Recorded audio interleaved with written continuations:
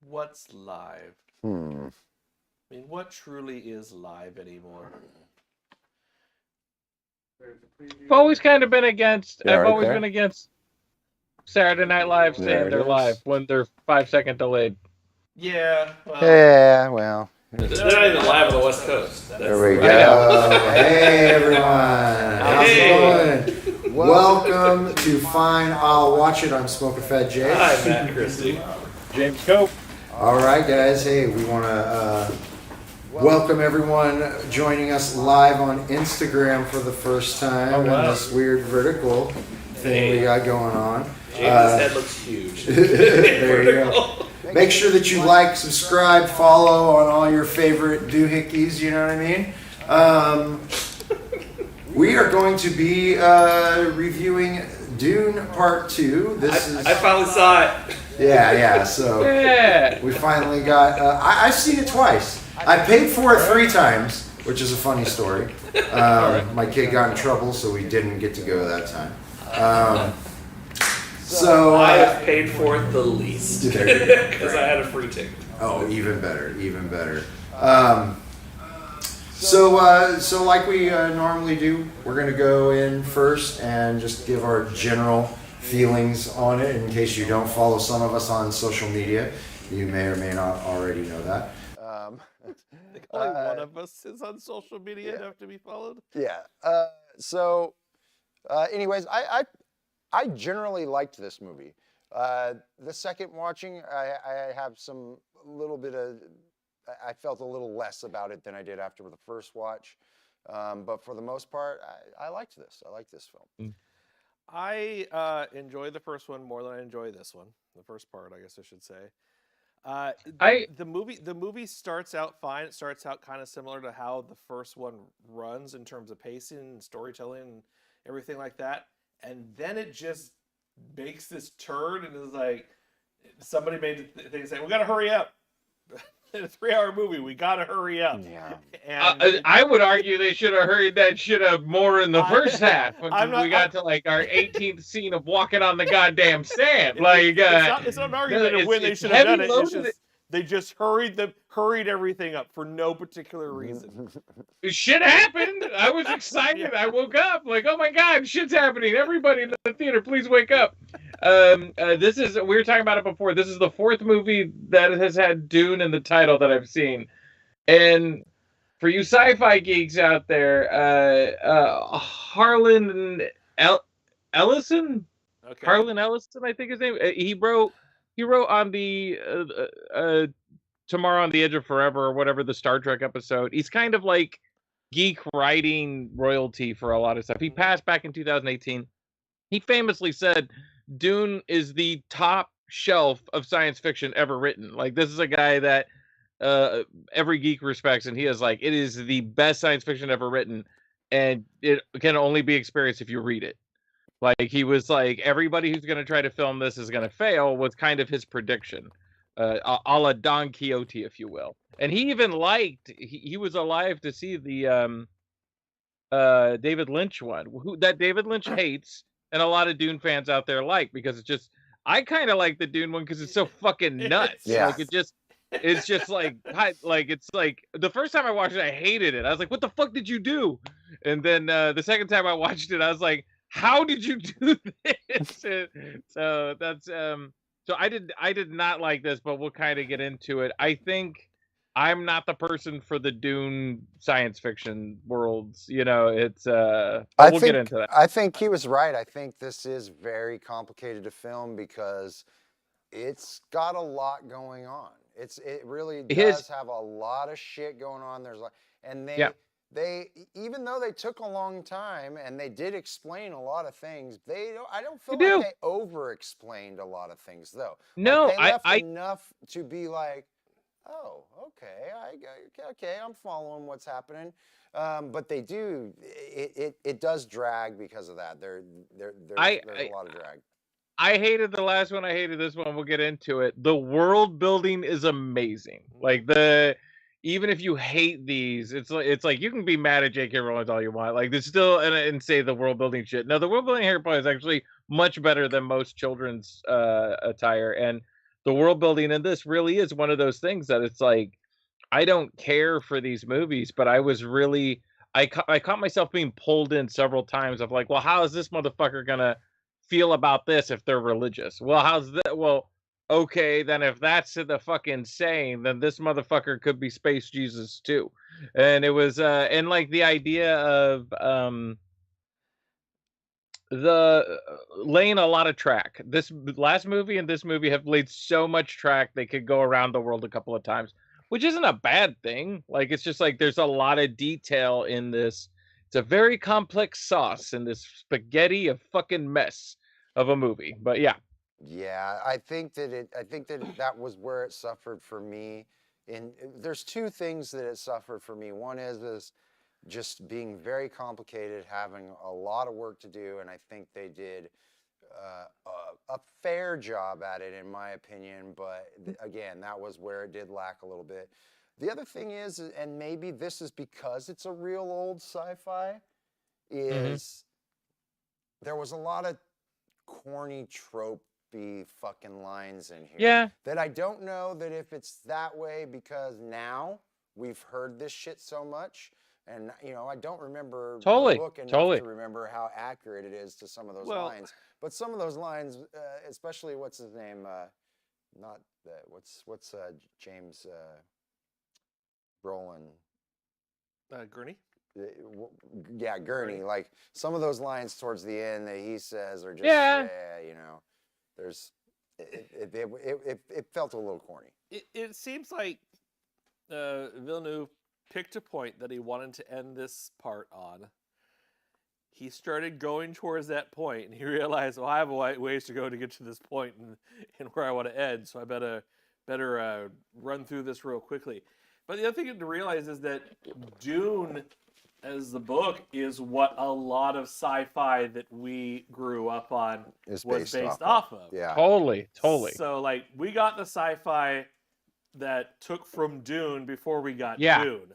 Right. Yep. So all these lines that we're used to hearing, we're used to hearing it because they stole it from Dune in the first Yeah, place. yeah, and like watching this shit, like I always heard like, hey, George Lucas stole all of his stuff, and George Lucas famously said, well, Star Wars and Dune do both have sand in them. Like that was his like suck my cock, like you guys suck. And I hate to say it, but I am on Lucas's side. Like it's so the tone, the flavor of this, everything, like everything right down to characters' motives and is there a prophecy? Isn't there a prophecy? Like Dune is about the vagueness. Of things. I would argue that the prequels stole a lot more from Dune. Yeah. Maybe, yeah. Than the original Well, trilogy because of I'm all sorry. the politics and intrigue shit, you know what I mean? Like, you know, and I'm sorry, like- resources and, you know. Avatar and Dune 2 is the same fucking film. And I know I just pissed off everybody in the world, but listen, is like you've got an alien planet, you've got a substance that everybody wants that's hard to get, you have a higher class and a lower class. Somebody from the higher class starts hanging out with the lower class, tries drugs, and now he's become their space Jesus. Like we can say that George Lucas stole stuff, but everything in Avatar is Dune. Oh yeah. It is fucking Avatar 3 The Way of the Sand. Everything from Avatar is stolen from this book series and not well. And that doesn't help this book series. Like, hey, we have to follow a fucking fat Well- Miss Miller burlesque act of our story. So, good lord. And I mean, the book series goes off the rails eventually on its own. So, because you have a half human, half worm creature that rules over the people at one point in the books. So, Nice. oh yeah, that's great. Yeah, apparently they're gonna go there because they've already said they're gonna be doing a third. All right. So let's talk about. Let's finish. Is there any thing like egregious that you really hated in this that really stuck out to you? I mean, like the stuff that I think like really bothered me was the how boring the film was. Like I just was bored constantly by the film. I went back and forth on the actors. Sometimes I was like, man, everybody is so muted as far as like what kind of emotion they can give. I wasn't really pulled into anybody's sort of performance. Having said that, nobody was bad. Like nobody in the cast was like, man, they suck. So that's kind of like a hard thing to say.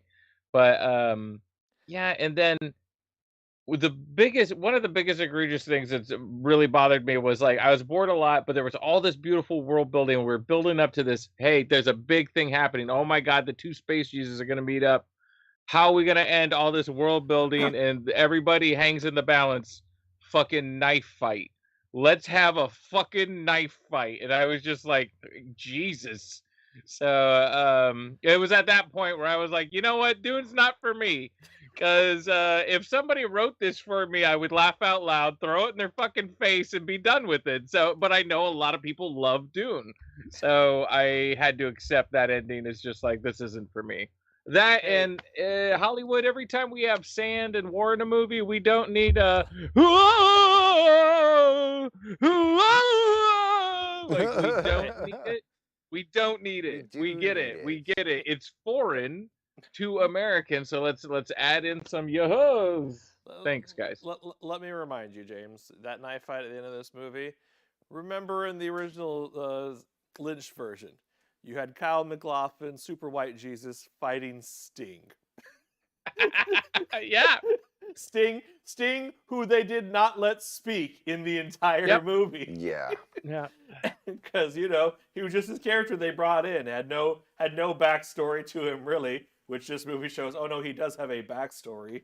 He actually is sort of. He's still like he's more important than the Sting version of that character. Whoever. What was funny was when he showed up and I made the connection in my head that that's the Sting character. I was like, oh, well, they got to give him more time. And then I was like, not really, bitch. Get in that knife fight. And it's like, and I get it. He's a hard character to do because he's just so evil, right? Yeah. Like, and it's so it gets into the vaudeville. And they just have him slashing throats. Yeah, exactly. Yeah. I think it avoids a lot of the vaudeville that the Lynch version just has so much of. Right. Are you going to sit there in that chair and say that Sting is not an amazing actor? Oh, no. Yes. How dare you?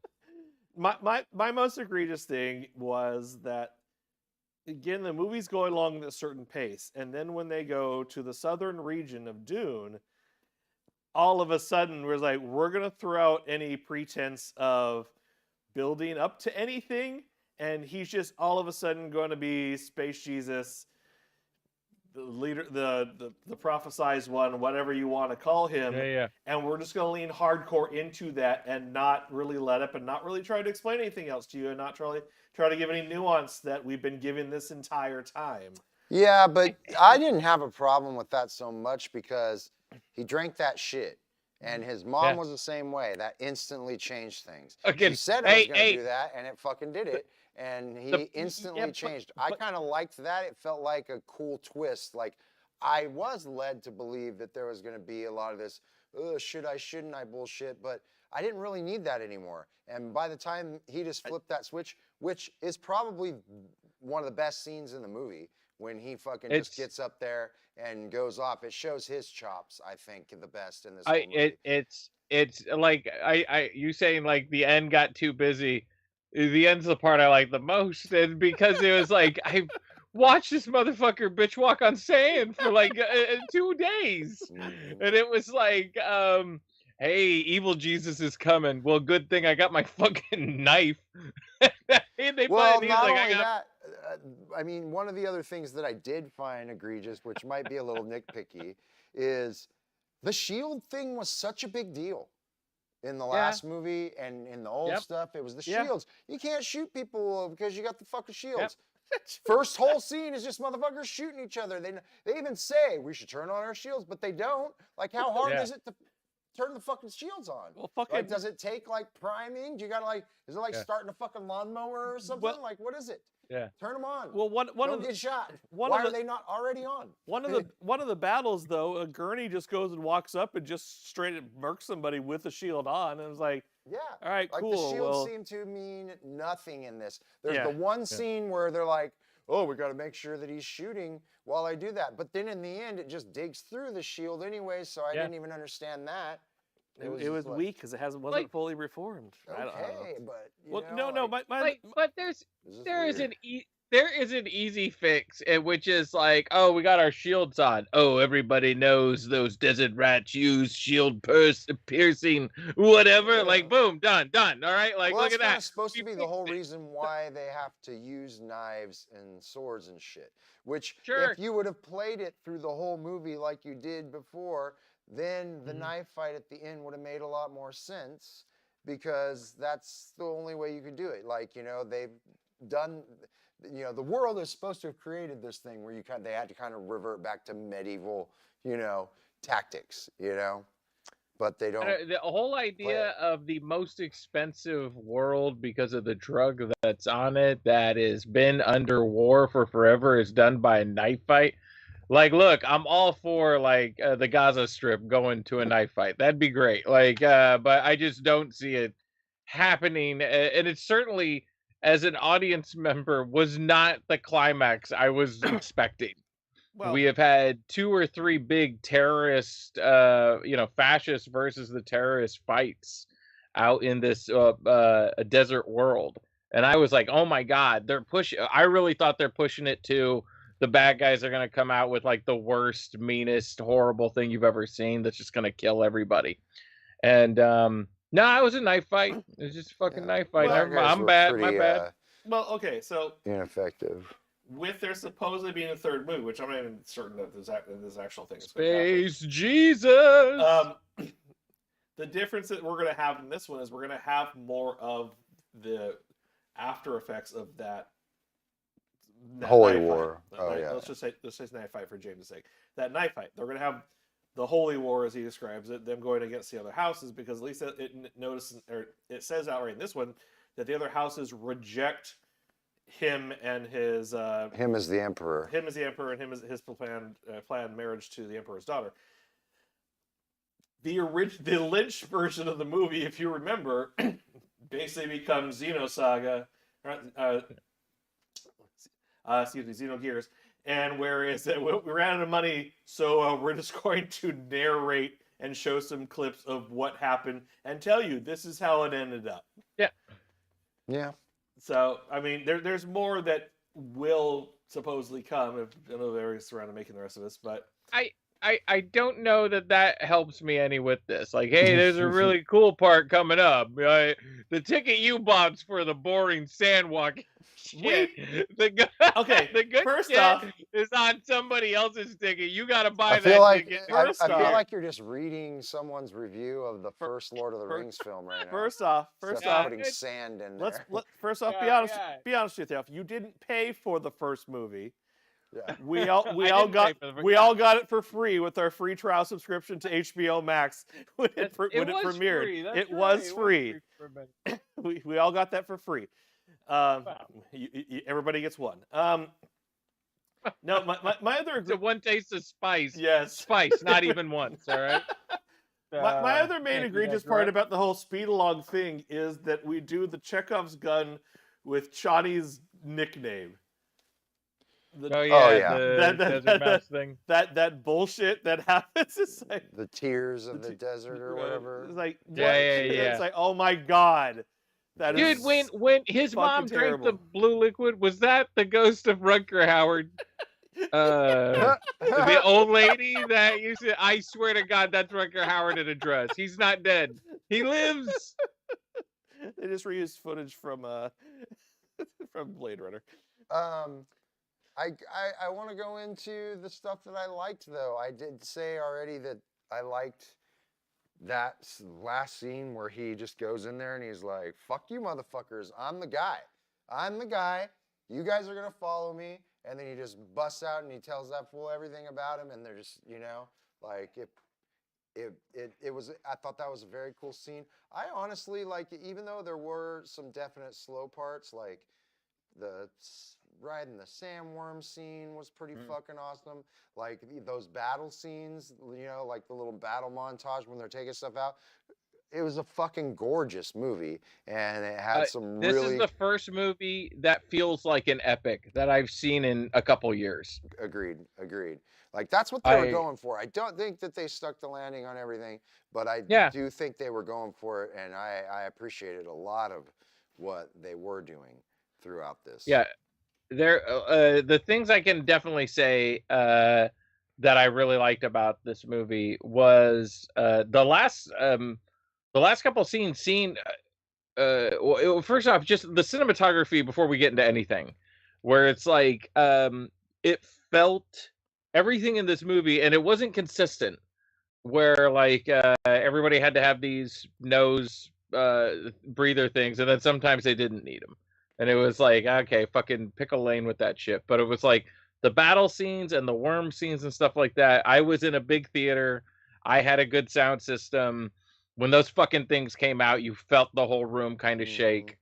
When the terrorists, the poorer class blew up one of the big machines, it felt like Star Wars. It just blew up. It was Yeah, I watched it in the D-box seats, and it was real fucking cool. Yeah.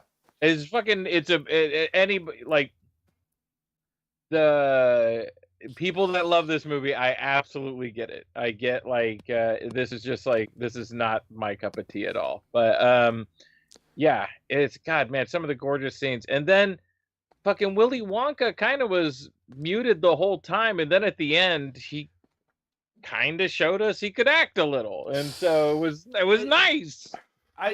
That was one of my favorite parts about the movie, was the intentional choice to change up the whole Space Jesus thing with his character, in that he's telling them the entire time. So no, it's just stories you have, whatever. I'm not really.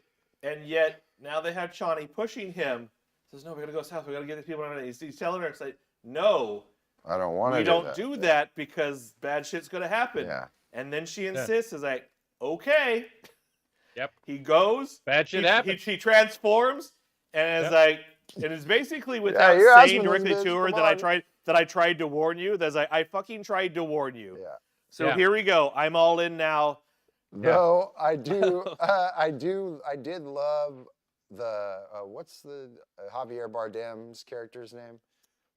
Yeah. I know you're talking I about. love He's his just as written. I love that he's just like, everything the motherfucker says. He's like, see, I told you. You guys." kinda in any sort of Space Jesus movie, you're gonna need like a zealot, and it's like he wasn't a bad zealot. Like, he wasn't over the top. It never became Life of Brian. Like, and we bordered on Life of Brian a couple of times. But we never got there. Like, it was still like, he was still kind of solid. And I think it's because you've got a good cat. And I know some people are even bashing on fucking Wackadoo, fucking Cowbell, Christopher Walken. And I don't know, he served his purpose the character role. Like, these are out of touch rich people that don't give a shit kind of what's going on, so long as they stay in power. That's not what that's not what their issue with him was. Their issue with him is in the books that even though he is Walken's age, he looks like he's 30s. In his 30s. He looks young. He's supposed to look he's been using that spice. Yeah, and they're super rich, and they can just fucking do whatever. It's just like nowadays. That was people's issue with him. It's not that they had an issue with Walken doing it. It's just that. And it was a little bit balls of fury. Like, he was a little, man. He a little just pulled his balls of fury fucking character. Not enough respect for balls of fury, No. So, I'm glad we could. And so he chooses the girl from Midsommar at the end, right? He doesn't choose her. He makes her his wife because of the power and the alignment. Yeah, they basically make a marriage alignment, a marriage of convenience. Yeah. Well, it's what happens in the book too, but I mean. But didn't she burn her boyfriend alive in Midsommar? Yeah, she but did in that's Midsommar. not the same universe. They're fine. All right. Well, don't forget there was the surprise Anya Taylor-Joy as well. Right. Yeah, we should talk about the weird baby. In his vision of his sister. Oh yeah. It's like she just pops out of nowhere. It's like. First off, I loved mom talking to the baby shit. Like, I loved that because That that's actress weird. too did a really good job. Rebecca Like, Ferguson. Yeah. yeah, whatever her name is. Oh yeah, you did not like. I don't know about you guys, but I was like, I do not trust. I don't trust this bitch from That's the the get go. girl Like, I from, didn't trust her in the Dr. last Sleep, movie. right, Jesse? That's the girl from Dr. I Sleep. believe it. I Yeah. believe it is. Doctor Sleep was another one that I didn't quite get into. You know, where I was like, it's fine, but I didn't have the love a lot of people did for it. Yes, I did enjoy the crazy mom talking to her psychic baby, who had the worm juice in it. Yep. But the thing that I missed from the David Lynch version was the actual crazy sister. Yeah, the fucking little fucking demon child. Yeah. So there's yeah. I missed that. Yeah, and it's like because of the world building, it's a lot of fun. There's a lot of crazy shit, you know, and it's a lot of fun to kind of look at. But yeah, at the end, we still ended with a fucking knife fight. So it's all right, man. Fucking beat it. Beat it. They fucking just set it watch up. that They shit. fucking set it up in the first movie, so you got to pay it off Okay, at some point. I'm just a little shocked. That's all. It's all right. What did you want? What did you want between the two? I don't know. They have bombs, they have weapons, and everybody's just watching the knife fight. Nobody wants to set off a bomb and see if the shield survives the bomb that they've been. They didn't turn their shields on. I have to say, I They didn't really even pretend did like. shields existed at that point. I liked I liked Zendaya's character, Johnny. Mm-hmm. I liked that, you know, that she was that, you know, she was the anti, you know, this religious fervor. Yeah. And she didn't believe in all that shit, and she didn't mind talking about it. And there, you know, and I liked that kind of intrigue. Like, I just like the idea that it's like there's all these moving parts, and this prophecy has been in place, and it's been manipulated throughout this time. But does that matter in the end or not? You know what I mean? There's a lot of these questions of how these things are going, you know, and I like that they, you know, they lean into kind of that intrigue stuff a bit more, even though, you know, like I said, it can be pretty complicated and kind of hard to follow sometimes. I enjoy the fact that the characterization of Chani in this version of the movie was not the straight up subservient characterization that Sean Young did in the David Lynch movie. Yes, where she was all in and believing that he was the chosen one, and she just was all about him. And it's like, no, this was a character. This was an individual person. And they do show that at one point she is all about him, but not him as being this savior or anything. Yeah. She's about him, and then him actually coming into being that thing. It kind of seems to have ruined that at the end. You know what I mean? Which is a big veer from, you know, from the previous movie. Well, and then she doesn't even. I guess that's the other slight problem is that she goes off on her own at the end to go prove her worth or whatever, but she doesn't have the realization that part of that is her fault. Part of him becoming who he is in the movie is her fault. Yeah.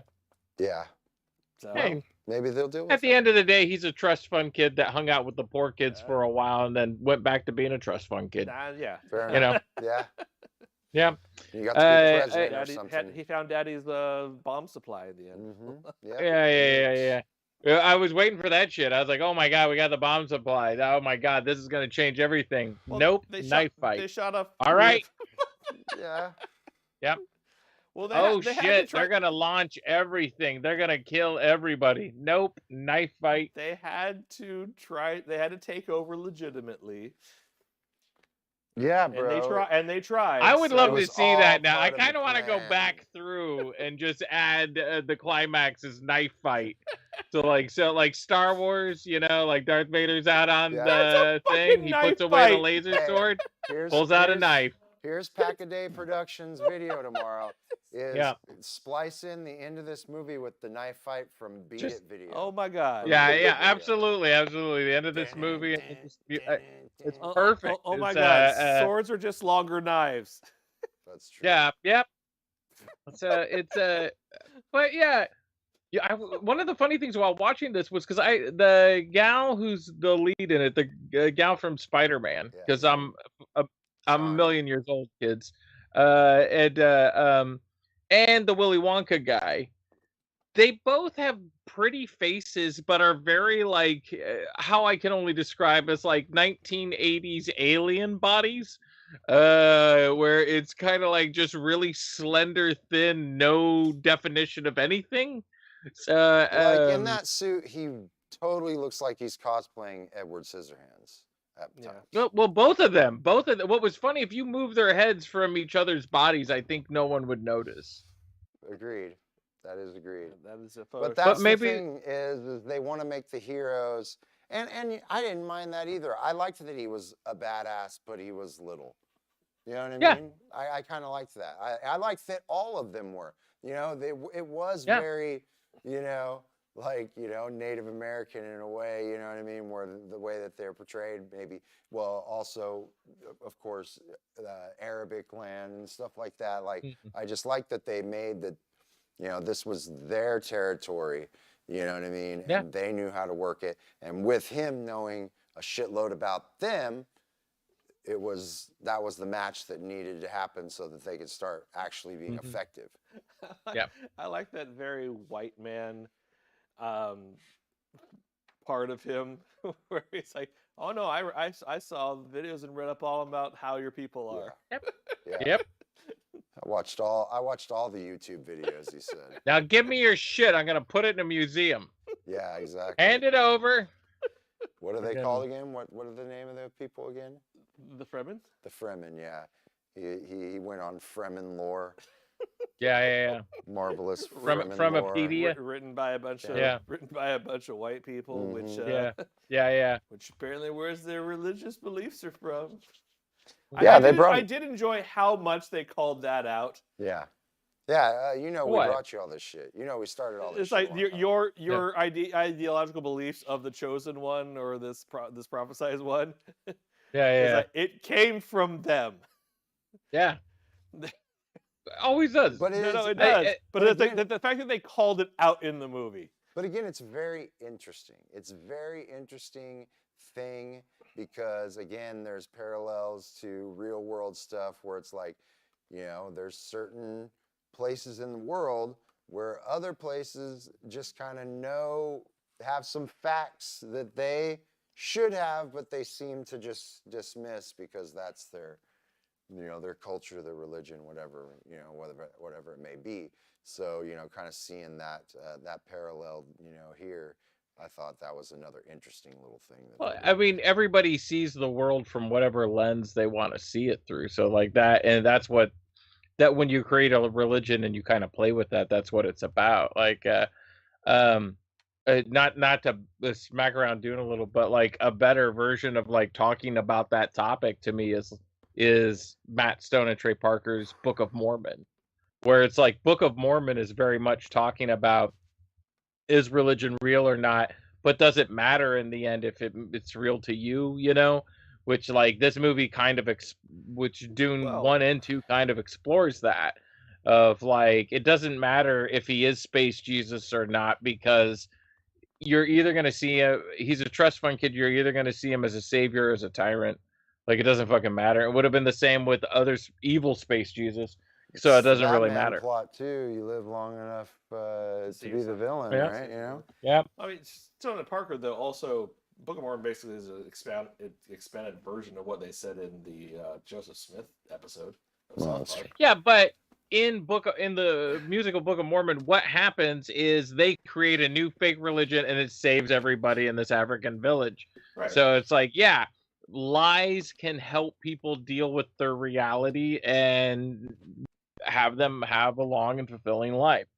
Oh, and if you're going to enslave a group of people because you want them mining that sweet, sweet spice, then give them a false prophecy to believe in so they can go home to jerk off to that while you're robbing them blind. There you go. So, on that note, maybe we should fucking rate this thing. Hold on. I have one more question. Okay, though. One more question. How did you all feel about the reveal on who his mother was?